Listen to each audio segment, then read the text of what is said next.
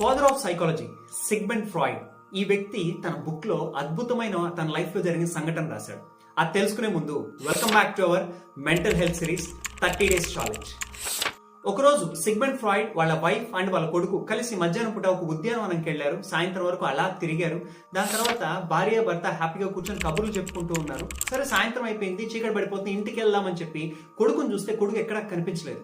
అక్కడ చుట్టుపక్కల చాలాసేపు తిరిగారు, భయపడిపోయారు. ఆమె ఏడవడం కూడా స్టార్ట్ చేసింది. వెంటనే సిగ్మండ్ ఫ్రాయిడ్, ఆగాగు, నువ్వు ఇందాక వాడికి ఏమైనా చెప్పావా, ఇక్కడికి వెళ్ళొద్దు, ఇది చెయ్యొద్దు అని చెప్పావా అన్నాడు. అవునండి, ఇందాక నేను ఆ సరస్సు దగ్గరికి వెళ్ళొద్దని చెప్పాను అనింది. వెంటనే నువ్వు ఇక్కడే ఉండు, నేను వెళ్ళి చూసేసి వస్తానని చెప్పి ఆ సరస్సు దగ్గరికి వెళ్ళేటప్పటికి పిల్లవాడు హ్యాపీగా అక్కడ కూర్చొని నీళ్లతో ఆడుకుంటూ ఉన్నాడు. వెళ్ళాడు, తీసుకొచ్చిన వెంటనే భార్య అడిగింది, ఏమండి మీరు అంత కరెక్ట్ గా తను అక్కడే ఉన్నాడని చెప్పి ఎలా తెలిసింది అని. అప్పుడు చెప్పాడు, హ్యూమన్ సైకాలజీ ప్రకారం ఒక మనిషికి ఏదైతే చూడొద్దు, ఏ పనైతే చెయ్యొద్దు,